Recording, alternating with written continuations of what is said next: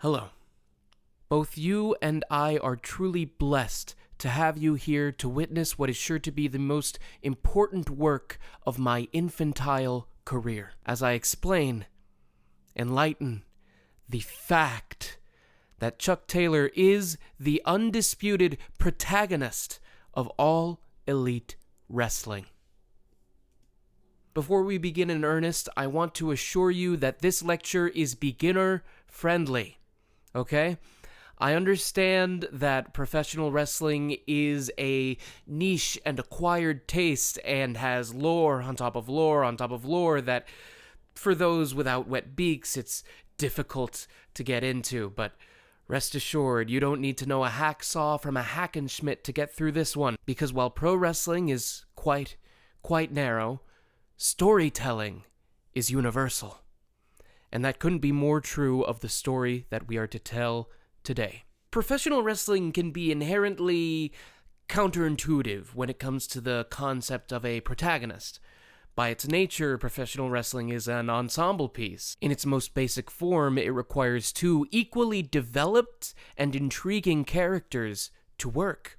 But still, if you were to conjure the image of what might be a professional wrestling protagonist, you might have images of Adonises, historical figures such as Stone Cold Steve Austin, John Cena, and Hulk Hogan. These men in their time acted as axes upon which their promotions, their stories, their universes turned. In my academic opinion, these men were at the center of these universes, not for some perfection, not for some moral upstanding attitude, but for dominant presence, domination in general. That may seem ungenerous, but when you analyze the careers, the stories of these men, flaws rear their heads, awful, terrible sins, violence, lust, unmitigated patriotism, all equally showcased within their careers, but never questioned, never punished by their narratives. By this definition, by this model, a professional wrestling protagonist is an extraordinary man who is rewarded unconditionally, very much to a fault. For this reason, and many others, Chuck Taylor may not seem to fit this mold, but it is because he rejects this mold, rejects this model of greatness, that he is the protagonist that we follow today. He's not some juice-bound Adonis or some extraordinarily decorated champion. He is a man of the people. He is a man in a world of gods. Or, if you want to be a little less generous, and I do think I do, he is a good man in a world of lesser men, in my academic opinion. Chuck Taylor not only rejects the model we have laid out for the professional wrestling protagonist, he outright contradicts it. For while these men are deeply flawed individuals rewarded unconditionally, Chuck Taylor is a good man punished eternally. Before we can dig into that thesis, we must know, who is Chuck Taylor? Chuck Taylor is many things to many people, both within and without the professional wrestling ring. However, for the sake of our discussion today, I will frame this question within a very specific answer. Chuck Taylor is professional wrestling. Allow me to explain. As I said, Chuck Taylor is many things to many people. He is a veteran of the professional wrestling scene. He wrestled for Pro Wrestling Guerrilla when their videotapes were grainy, so it was probably like 1910 or some such. However, despite his longevity and his veteran status, Chuck Taylor is a jovial individual. Above all else, Chuck Taylor is fun. And professional wrestling at its core, despite the contradictory cries of decrepit, withering old men, professional wrestling is fun. In professional wrestling, we have a storytelling medium in which individuals go out and risk their lives in the name of their art in increasingly ridiculous and revealing outfits. It must be fun, or else it would be incredibly bleak. Chuck Taylor embodies this contradiction. Chuck Taylor must be fun because if he weren't, considering his material and narrative circumstances, it would be incredibly fucking bleak. Furthermore, Chuck Taylor is someone who has cool friends. His longtime tag team / stable is called the Best Friends because they are the best friends. Their love is their bond, and while that bond is not necessarily unbreakable, it is strong, and it is pure, and it is the driving force not just of Charles Taylor, but of professional wrestling itself. It is friendship which have driven the greatest stories. It is friendship, whether being mended, broken, or created, that has been at the center of every great moment in this great sport. Whether it's Hulk Hogan and Macho Man imploding, or John Cena giving his dear friend Zack Ryder the worst year of his life, friendship is at the core of it all. He doesn't come up very much in the remainder of this lecture, so I will talk a bit now about Chuck Taylor's longtime tag team partner, Trent Beretta, or as he has also been known, Trent? Trent is a central part of this character's life, but for the sake of our lecture today, he will be on the periphery, so of him I will say this. Throughout the history of storytelling, many great protagonists have been defined by a hearty and pure collection of friends. Protagonists such as Son Goku or Jesus Christ. Chuck Taylor is no different from either of them, and Trent is at the core of that relationship. He is at once Chuck Taylor's Krillin and his Judas. He is a reliable support, but somewhere deep within his eyes, within his soul, you can see a darkness. There is tension in which ambition may feed it enough to lash out against those around him, but it seemingly never does. It is this willpower and conviction in the face of this tension that makes Trent a worthy deuteragonist, a role which is referenced within his moveset with his signature move, the Dude Buster. Unfortunately, this conviction isn't found in every figure in Chuck's life, as our next facet of Mr. Taylor is as the estranged adoptive father to one Wheeler Yuta. We will talk more about Wheeler Yuta later on in this lecture, but for now, what I will highlight is that every great hero is haunted by some great failure. Spider-Man failed to save Uncle Ben. Superman failed to save his parents when he was a baby. Chuck Taylor failed to save Wheeler Yuta. From one perspective. For just as Spider-Man cannot let his Uncle Ben's death haunt him, and just as Superman probably couldn't have saved his planet from blowing up as a baby, Chuck Taylor must not blame himself for being unable to wrangle such a little shit as Wheeler Yuta. The final facet of our hero is also somewhat somber, as Chuck Taylor, perhaps more so than any of his other redeeming qualities, is defined by his constant punishment in the narrative. He loses a lot. Not just his estranged adopted son, he loses wrestling matches quite often, and while it hurts me and surely him, it is necessary. I believe that. Because Chuck Taylor, even in the face of these many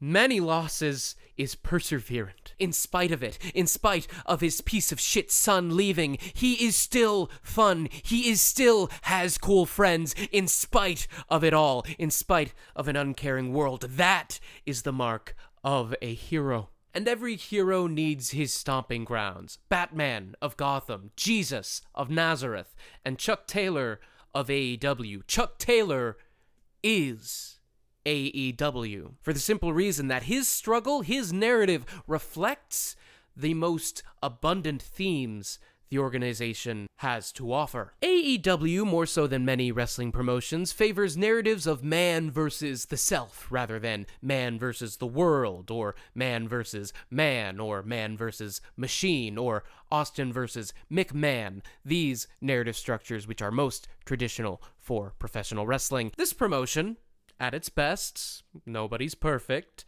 is introspective in nature. Eddie Kingston and Hangman Page visibly battle with depression and self-loathing. Miro struggles with his faith and wanting to kill his god. And Darby Allin is really weird. There's probably something going on there. And Chuck Taylor is no different from them. It is two crumbling pillars of Chuck Taylor's soul that we will be focusing on in this section. Number one, violent tendency. While, as we mentioned previously, Chuck Taylor is fun, and he is. He has a move called the Awful Waffle. It's delightful, but the Awful Waffle is also truly awful. The most fucked up pile driver you ever did see. That's what the Awful Waffle is. That is indicative of the fun and friendly veneer under which is hidden a deep, dark, violent tendency. The most harrowing depiction of this was the instance where Chuck Taylor noble-heartedly tried to assist his friend Orange Cassidy in a title match by pulling out a live chainsaw. Luckily, nobody was hurt, but it is clear in this moment that even Chuck didn't expect this. Some may say this is simply him trying to wash his hands clean after being caught.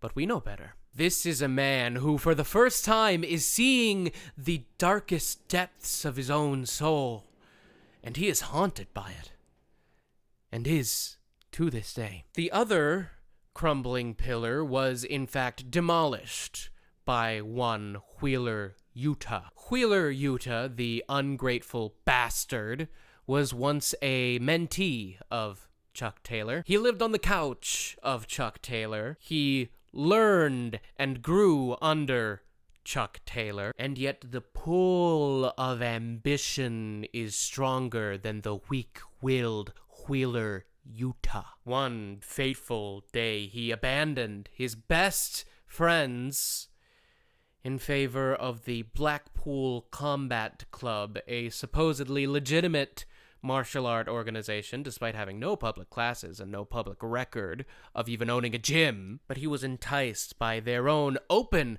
violent tendencies, ones which Chuck Taylor is decent enough to push downward. To overcome, Wheeler Yuta is not so strong. And as mentioned previously, while Chuck Taylor is not at fault for the moral failings of Wheeler Yuta, he blames himself because a hero will take on that burden even when it's not in their best interest.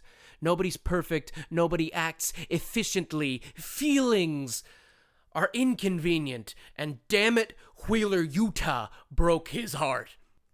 Many hearts, in fact. To loop back around to a lighter note, Chuck Taylor is integral to AEW because he has good matches, a thing which most wrestling shows endeavor to do. He has had legitimately, two of the greatest TV matches I have ever seen in Arcade Anarchy and the Parking Lot Brawl. Fun, violent, silly, harrowing, emotional, they are brilliant. Legitimately, watch them if you haven't. Legitimately. On that note, let us move on to a comparison to another man who has good matches, another man who rejects that traditional framing, that model of professional wrestling protagonists, while being a protagonist himself, while being much more similar to Chuck Taylor than any of those other goons. It's Sting. They have both been seen brooding and observing things going on. Sting in the rafters, Chuck Taylor in the crowd, as he is more a man of the people. Both have signature weapons. Sting with his baseball bat, Chuck Taylor with the aforementioned chainsaw. And both have notable instances where they have lost, quite unjustly. Why do I bring up Sting here? One, I love Sting. Sting is amazing. I will talk about him whenever I get the chance. Thank you very much, Lee. But second, because Sting offers some insight into why Chuck Taylor's narrative, despite his sunny demeanor, has been so bleak in spots. And that is because Sting is a protagonist, but his story is a tragedy. The story of WCW, his stomping grounds, his Gotham, his Nazareth, is a tragedy. For despite his best efforts and intention, the company died in 2001. And through all of it, Sting was its face, its moral center. A man who, as the world was corrupting and crumbling around him, remained an icon. To me, in my academic opinion, Chuck Taylor embodies a similar conviction, but in a somewhat less doomed world. The precedent is tragedy, but there is hope for the future. I believe that. We will get on to that in more detail, but first, I would like to highlight one other key aspect of a protagonist, not just in professional wrestling, but in art in general, and a unifying trait of the truly great ones. For you see, all truly great protagonists, especially all truly great tragic protagonists, are in some way baby girl. The less well-read among you may be wondering, what is baby girl? Allow me to enlighten you. A baby girl, I am sure, has some academic text-based definition, but it is beyond that. Baby girl is a feeling.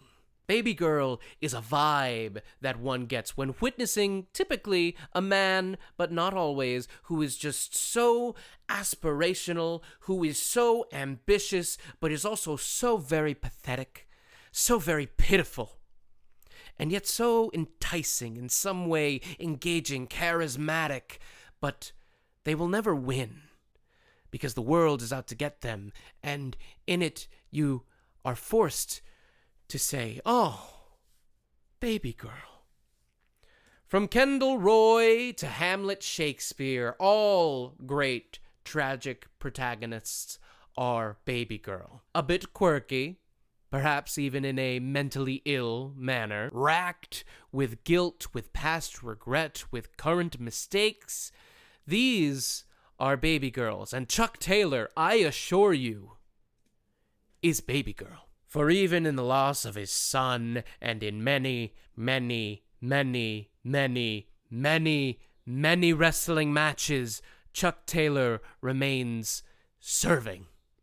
That is the mark of a true baby girl. Before I conclude my thoughts on Mr. Taylor, I would like to point out a few pitfalls I often see in this discussion, in this discourse of who is, if not the protagonist of professional wrestling as a whole, the protagonist of AEW currently. So, I would like to briefly go over a few false prophets and pretenders to the throne. Many of these will seem like enticing options for a protagonist, but these are not my baby girl. They are not them. Let us begin. Orange Cassidy, whom I do have a deep love and respect for as one of Chucky T's friends. However, to position him as our protagonist is outright absurd. A protagonist serves as the heart and pulse of its story. I am fairly certain that Orange Cassidy's heart does not have a pulse. In short, being a hero is hard work that Mr. Cassidy would never opt into willingly. To imply he would is a gross mischaracterization, and to imply he should is a gross cruelty. Jon Moxley, simply put, is no hero. A truly great wrestler and prolific squirter of head blood, but no hero. He is, como se dice, very mean, violent, rather unpleasant, hairy, too flawed, and yet too successful, like our prior model of pro wrestling protagonists, which we have all agreed implicitly to reject. Mr. Moxley cannot fit our hero role because he is simply too traditional. Here we see a common pitfall in the field of main character identification. Going with a well-known, bombastic, potentially controversial pick is a very popular move. However, as I said, this moves directly into a very common pitfall. You see, a man, a character, who takes up a lot of fandom discussion, has star power, takes up many, many pages of dirt sheets and tabloids, as well as mainstream news, and treats his role in a project very preciously despite a glaring lack of screen time, is not a hero, it is a Jared Leto Joker. Caution, friends. Do not fall for it. Again, a very popular and this time more sensible choice. However, while this is Jeff Jarrett's world, it is not quite his story. Not anymore. For the unaware, unwitting masses of our audience, Jeff Jarrett is a long-tenured and respected wrestling character. I believe he's drawn the most money ever in professional wrestling. Why else would it be his world? However, his heyday was very much in the 1990s, and in the 2000s, for you true believers, he is at once maligned and beloved as one of wrestling's greatest heroes and its greatest villains. Jeff Jarrett, in a brilliant metatextual move, would frequently place himself at the top of a company as a company's champion, much to the chagrin of so-called true fans. Many were not on the level of understanding that while Jarrett's act seemed like an overpushed, overbearing, prolonged act against viewer retention and enjoyment, this was precisely the plan. Jeff Jarrett knew that wrestling needed a scapegoat and that he, as the GOAT, was the only real option. And so he funneled wrestling fandom's excess hate and vitriol into himself, but tragically was corrupted by the act, and so remains in our story as a warning. A very entertaining and beloved warning, but a warning nonetheless.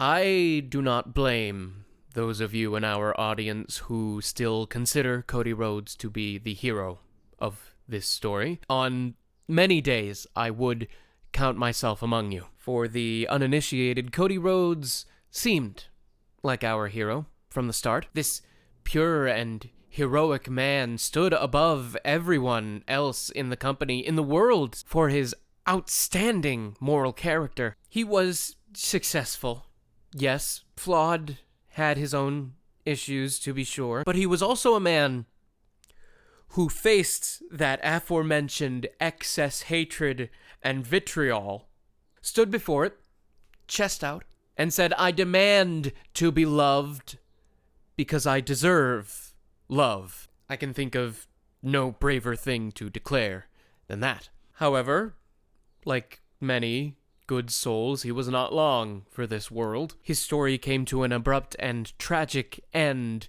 when an explosion in 2020 meant for Jon Moxley and Eddie Kingston was temporally displaced and placed directly in front of Cody in his limo. I like to think in his last moments that Cody knew he was sparing two other beloved men, and so made one last sacrifice on his way out.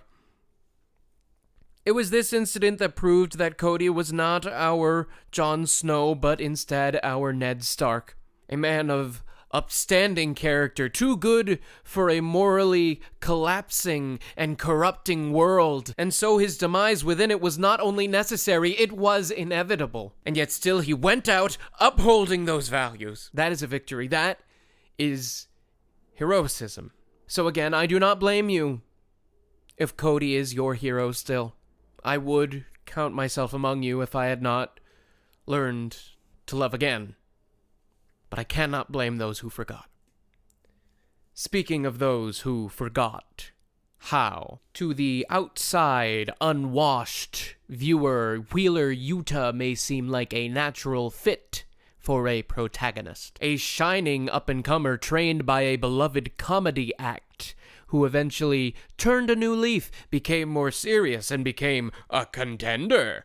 A classic hero's journey, to be sure, but to those paying attention, to those who understand matters, Wheeler Yuta is lower than scum. Wheeler Yuta is no hero. He is a coward who betrayed his friends, his family, in the name of what?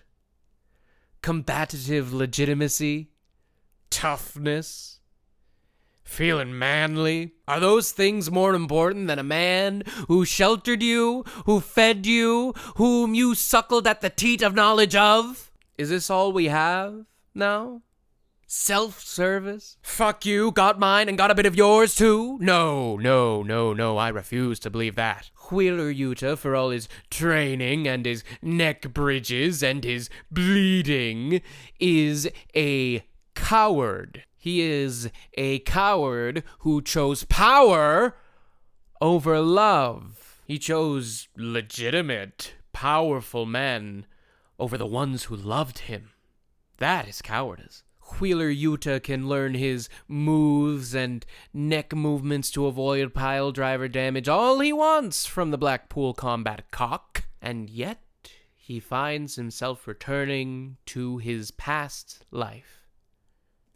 This is the seatbelt, a pinning maneuver that Wheeler Yuta has used to beat many powerful opponents, including Kenny Omega and, pictured here, Chuck Taylor. In fact, in the particular match pictured, the Blackpool Combat Club, including Yuta, was facing the Best Friends, including Chuck Taylor. Orange Cassidy was on commentary. Characteristically, he wasn't terribly chatty, but he did have one very important contribution. See, while the commentators, William Regal on commentary, was playing up and hyping up the BCC, just see how he got up from that pile driver? That's because he turned his neck. We taught him that. Just see that neck bridge? See how strong that is? That's because of the BCC. We made him eat his meals in that neck bridge. Look at that forearm. You only get that from the BCC, not from the Best Friends Academy of Sucking. Cassidy stayed quiet. We don't know if it's because he didn't have a counter-argument or because he knew that Wheeler Yuta was going to fall back on what he was taught, that he was going to return to that love. And as we see here, at the end of the match, Yuta narrowly gets Chuck in the seatbelt. 1, 2, 3. Cassidy has one simple statement, his first in at least 5 minutes. Chuck taught him that pin. And Mr. Regal had nothing to say to that, because Chuck taught him that pin. He taught him what was important. He taught him everything he would have needed to succeed. Maybe if Wheeler Yuta had taken responsibility for some of his own potential, he could have stayed with the Best Friends, been more successful, and been happier. But no. He had to choose the power. This path to gold, to greatness, to being remembered in history books, that is not a noble path. Being remembered by people in their hearts, being kind, that is what matters. That is the story I follow, because that is the secret of professional wrestling. It is an ensemble piece, and so you follow the threads that matter to you. Meaning is what we create. Meaning is a blank canvas that we write on and may police each other to say, no, that's not meaning. That's not what that means. Is it? Is that right? Does that feel right? Doesn't feel right to me. Oh, the story, it's Jon Moxley or Kenny Omega or da-da-da. In my heart, my soul, I don't care about these topics. I care about this. Wheeler Yuta is a piece of dirt who will likely still be rewarded, and that matters to me because, damn it, Chuck taught him that pin.